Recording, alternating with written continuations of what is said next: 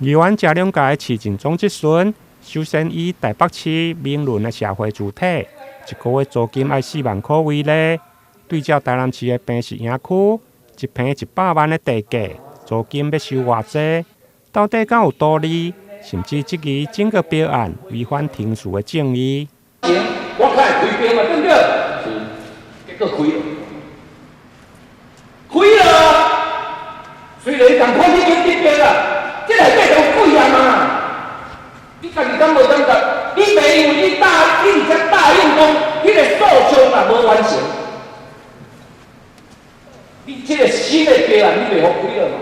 万一开了，若毋是原本甲咱诉讼这个，对不对？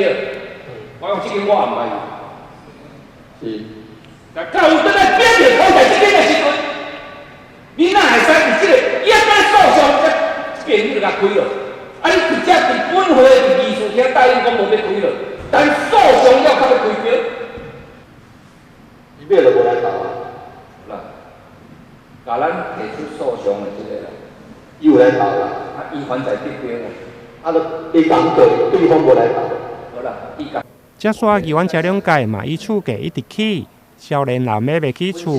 伫个社会主体政策方面，虽然即卖有包租代管，不过议员建议市府应该成立主体专责机构，率6都之先，好好甲厝主来沟通，尤其未来新政界计生活。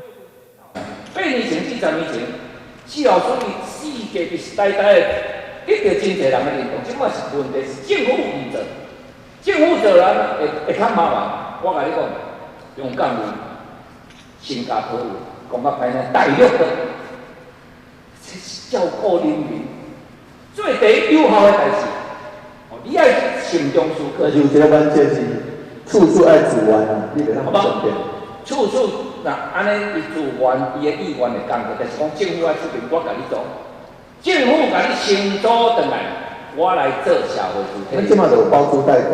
啊，你包租代管，我甲你讲，你就是爱一个专职的机构，因为你爱针对这个死亡遗留落来的房屋去处理。议员利用总质询提出政策，甲市府来探讨，不管是大或者是交通的方面，亲像所界安平假日的交通塞车情形，议员嘛曾经提出接驳车的转运方式。不过，到底要做唔做，还是要看市府团队的评估甲执行。台南新闻林根刘品言采访报道。